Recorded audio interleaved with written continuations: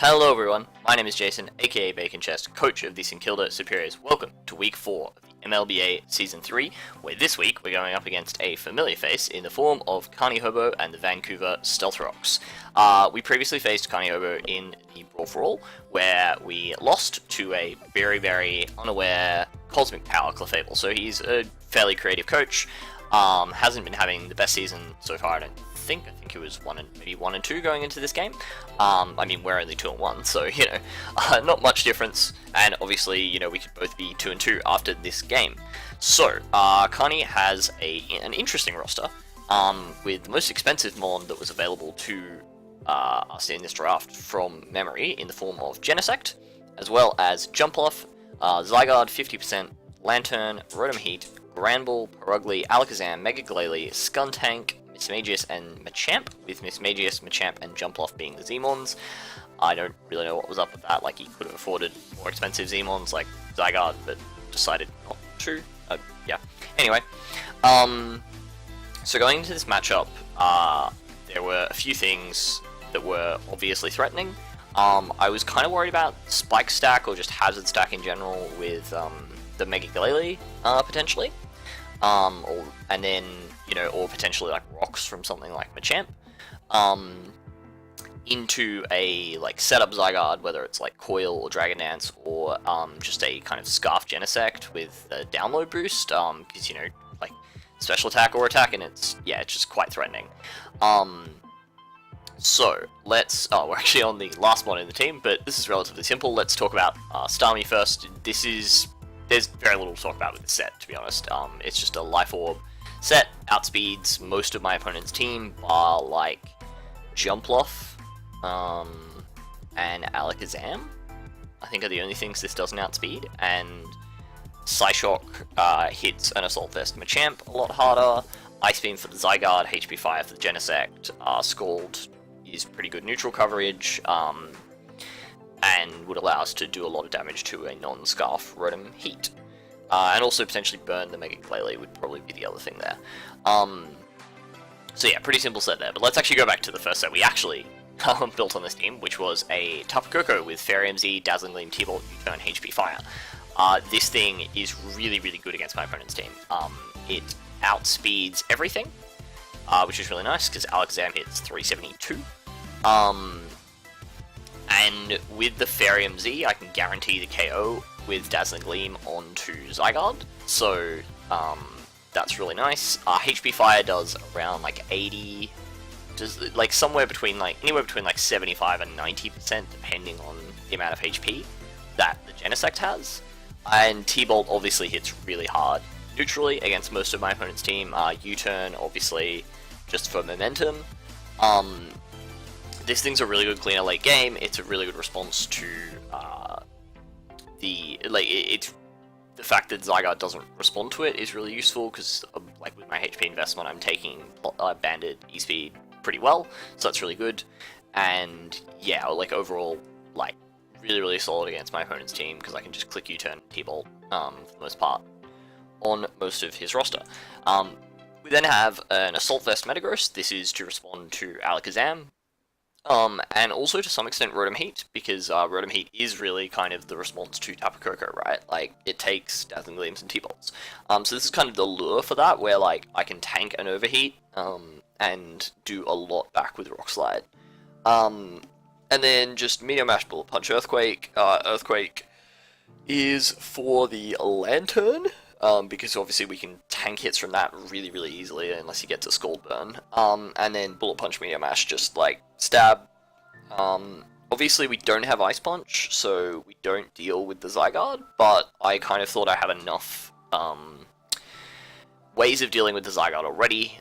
You can see one of them on your screen right now is really obvious, but generally I didn't have too much trouble with Zygarde in this matchup, so I thought that we could afford to go for more of a set built to take on Alakazam, more of a set built to take on those special attackers.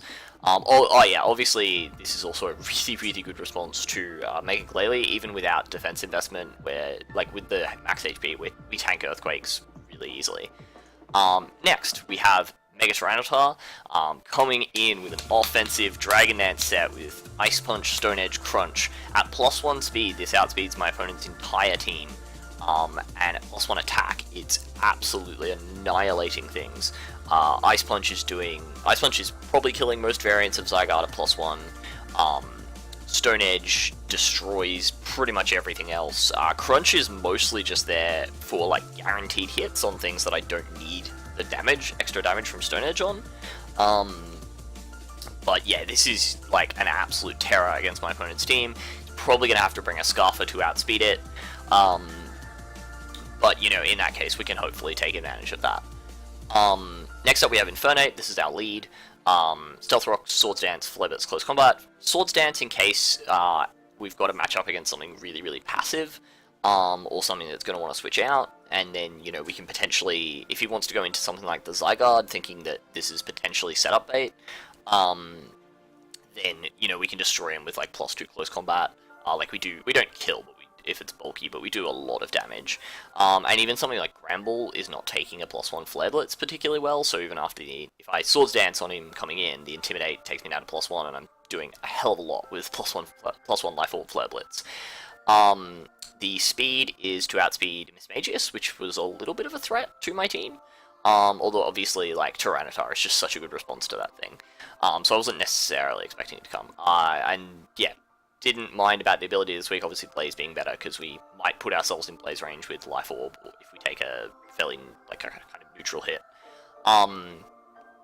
So yeah, this thing's goal was to set up rocks. Rocks are pretty good, particularly for the Rotom Heat, and also for getting that little chip damage off on the Genesect that we need to kill with HP Fire from Coco.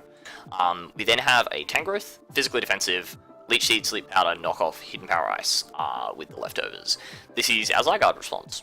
It takes on Zygarde. It takes on any variant of Zygarde, particularly because it's not a Z Zygarde. He'd have to be, like, clicking, like, +3 Outrage or something like that, at which point Coco can revenge. The Leech Seed and Sleep Powder are there because we can potentially get the sleep off on an incoming Rotom Heat or an incoming Genesect, which would be amazing. Leech Seed is just kind of easing prediction in that respect, because we can also just get chip damage off on those things, which we've already established is really important. Knockoff is good, just, you know, good getting rid of items. Getting rid of berries, actually, very important for things like the Rotom, potentially the Jumpluff, or even like the Mismagius. And then HP Ice is obviously there for the Zygarde. We do around 50%, and, you know, that's fine. Like, if he's gonna try, like, he can't really set up on us. So yeah, the Tangrowth really, really solid. And we've already gone over the Starmie, so let's get into the game. We're a little bit short on time, so I'm going to go over this reasonably quickly. Okay, so we see that my opponent brings the Genesect, the Mega Glalie, the Perugly, the Mismagius, the Granbull, and the Rotom Heat. So that's all good. I didn't necessarily know what he was going to want to bring, but I didn't necessarily feel badly about my matchup against any of the individual mons on my opponent's team, so I did kind of feel like this team was pretty well-rounded. So I decided to lead off with my Infernape, as he leads off with the Rotom Heat. This is totally fine by me. This is free rocks. Like, he can't... Like, Volt Switch isn't doing that much damage to me. I don't necessarily care about the health on my Infernape, because it outspeeds everything bar the Perugly and any potential Scarfers on this team. So, yeah, we just get up rocks. We discover he's not Scarf Rotom, so that's, like, useful information to start off with. As he goes out to Granbull and takes rocks damage, I am predicting the Earthquake here, because obviously Metagross seems like the right switch in, right? Because it takes Playoffs really easily, but I'm very much expecting the Earthquake, predicting either my Infernape to stay in or for Metagross to come in, so I decided to go out into Tangrowth instead. And that's really good, because we're able to now click a free... we click a free Sleep Powder, and it misses, which actually isn't too bad, because I was kind of expecting a switch out into, like, Rotom or Genesect. As he clicks a Super Fang, does, like, obviously 50% to us. But yeah, we missed that, which is, yeah, like, a little unfortunate, but not the worst. As I'm able to... As he misses a Super Fang as I click the Leech Seed. And, you know, that kind of is, like, a little bit of justice there. I have the regenerator, so that Super Fang damage wasn't hugely relevant, as I now get a free sleep powder again, and this time we do manage to land it, so this is good because we can get chip off on the Rotom. He's got lefties, which we're able to now knock off using the free sleep turn. That's really handy, because now this thing's got no recovery outside of Pain Split, and as long as we just don't let it have a free Pain Split, then we're in a good position. I decide to switch into Tyranitar here, because this is setup fodder for DDT-Tar, and I want to know if he has a response to this, as he goes for the Defog, getting the immediate wake and going for the Defog, which is a bit annoying because it gets rid of our rocks, but we've kind of gotten Rock Chip off on the most important member of my opponent's team, so I'm pretty happy with that. As we're just going to click a Stone Edge here, because I don't want to get Will-O-Wisped, which was kind of what I was expecting. I was expecting to outspeed here. Given what I'd seen so far, I was kind of like, this is probably a pretty bulky Rotom. And yeah, like, I do have a lot of speed on my Mega T-Tar, so yeah, we just click the Stone Edge, we're able to get rid of that thing, so that's really, really nice. Granbull comes out, as I'm going to go straight into Metagross, because given he's been, like, his proclivity to click Super Fang, I imagine that's kind of what he's going to want to click against Metagross. So, you know, Earthquake's probably only doing around 50 anyway. But yeah, we're able to bring out Metagross, and now we just click a free Meteor Mash, because, like, really, what is your switch in? Like, Genesect? You don't want to take damage on Genesect at this stage of the game. So we're able to get rid of that thing, that's really nice. The Genesect comes out, gets a special attack boost, and I realize that I just need chip damage off on this thing. I just absolutely need chip damage off on this thing. So if he's going to Oko me, which he could, depending on his set, yeah, we just needed to be able to, like, if he was Specs, for example, yeah, we just needed that chip. So I click Bullet Punch, he clicks Bug Buzz, that's a Scarf Genesect, like, I'm relatively certain. As I now switch out, because I know that yeah, like, I figure that he's Scarf, which means he's locked into Bug Buzz, which means that Infernape can counter this thing, so that's really good. Because, yeah, I can easily tank a Bug Buzz, and just click Flare Blitz on the Perugly, which does 96% and knocks me out. So, and as he gets the Citrus Berry and gets a little bit of health back, I'm not sure what the premise of the Citrus Berry there was, and it was probably for something, like, very specific on my team, but sure. This is actually a bit of a problem. I probably should not have clicked Flare Blitz there. I mean, I kind of had to, because, yeah, like, I possibly should have just sacked Metagross. But I was thinking that I kind of wanted Metagross in the back for the Mega Glalie. Realistically, I had pretty good responses to Mega Glalie, like, still available on my team, but I was kind of thinking I still had good responses to Genesect, but realistically, I don't have particularly good responses to a Scarf Genesect at this point. So yeah, that was, like, not the greatest play, but it does, like, give us a lot of damage on this thing, and here is the actual mistake I make, which is I go out to Koko on the Perugly instead of going out to Starmie. Oh, actually, no, that's not a mistake. No, that's right. I just should have sped crept Perugly with my Starmie. I wasn't fearing the Perugly enough, and it's coming back to bite me here because, yeah, I do not outspeed with the Starmie. I don't want to take damage on my T-Tar. I maybe could have killed with Metagross, actually, with Bullet Punch, now that I think about it. Although he may have killed me with, like, Quick Attack or Sucker Punch? No, because he's fast. Yeah, not sure. But, yeah, potentially going... Actually, no, the real play here would have been to go Tangrowth, realistically. Yeah, Tangrowth was still super healthy, and I don't need it for anything on my opponent's team. So yeah, the real play here was Tangrowth. Instead I go Tapu Koko, which between Fake Out and Quick Attack now means I am down to 61% before I can kill him off with the T-Bolt as he goes to the Mega Glalie, and we're just going to go straight into Starmie because Starmie's pretty expendable at this point.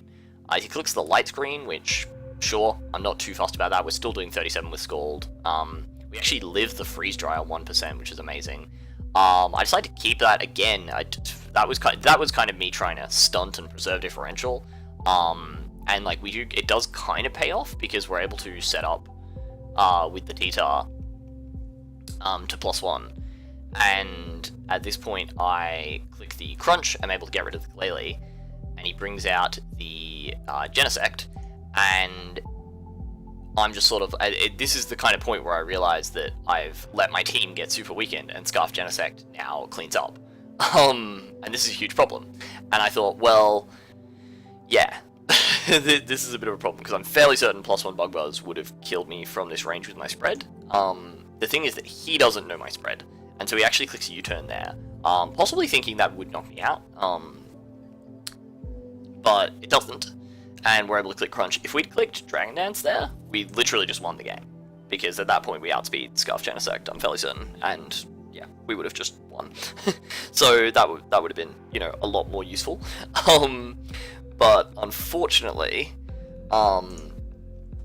we go down, and now the Genesect is able to come out and click Flamethrower, and this was where I realized, oh, I see what he's done here, is that where +1, no, see, I don't know why I didn't click Bug Buzz. Bug Buzz is just unequivocally stronger against my entire, no, right, yeah, because Bug is resisted by Fairy, isn't it? Yeah, so, so yeah, I go out to Coco here, and I'm sort of thinking the game is over, and I go out to Coco, and then I realize the game isn't over, because I actually checked the calc, and it does, if he's max special attack, which it turns out he is, as you'll see in the chat in a second, this does 58 to 66 or something like that. So I actually do have a chance. So I've kind of thinking, oh shit, I've choked this game away. Like once again, after like last time I played against Carney Hobo and Brawl for All, I choked the game away. And I send out Coco just thinking, whatever, like the game's over. And then I realize, oh wait, no, this game isn't over. But I need to preserve Coco right now because I need chip with Metagross. So I actually kind of like, you know, like this was a terrible play sending out Coco. Like I should have just sent out Metagross straight away, and then, you know, we preserve the potential for a 3-0 victory, rather than now what I have to do is immediately go out to Starmie, sack Starmie, now go Metagross, get off the additional Bullet Punch, and now he's guaranteed in range of HP Fire. Now we go out into Coco, and we live the Flamethrower. As you can see, yeah, it's 58 to 68.8, and we actually are able to live the Flamethrower, click the HP Fire, get rid of the Genesect, and that is a 2-0 victory to the St. Kilda Superiors over the Vancouver Stealthrox. GG to Carney Hobo.